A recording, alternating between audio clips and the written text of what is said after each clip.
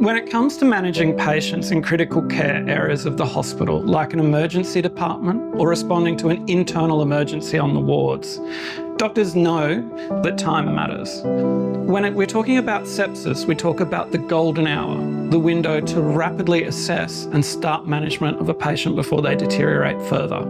When it comes to myocardial infarcts or heart attacks, we say that time is muscle.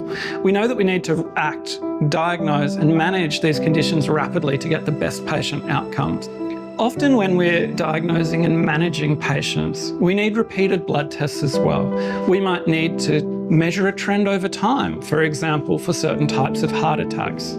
Or for the management of these conditions, we might need to give a medication, such as vancomycin, that needs repeated levels to make sure that we're giving both a safe and effective dose. And when you're doing this with individual blood tests, this means that you need to go back time and time again to your patient for further and further blood draws. Now, while this has been solved in some cases in part by methods such as Bayesian dosing, where you estimate from fewer blood tests to determine if you're dosing a medication safely, for most cases, we just need to do these repeated tests, and this can slow down the diagnosis and treatment of a patient even further. The benefit of DNA-based sensors is that we can immediately place these onto a patient. We have the potential to get real-time, continuous data and measure that trend directly without the need to go back time and time again for blood tests. This has the potential to give a significant benefit in how we diagnose and treat patients, allowing us to more accurately and safely determine what we need to do and start doing it. We can bring the pathology lab to the bedside, allowing clinicians to make rapid and correct decisions to give the best care to our patient. But DNA-based biosensors aren't just limited to the hospital.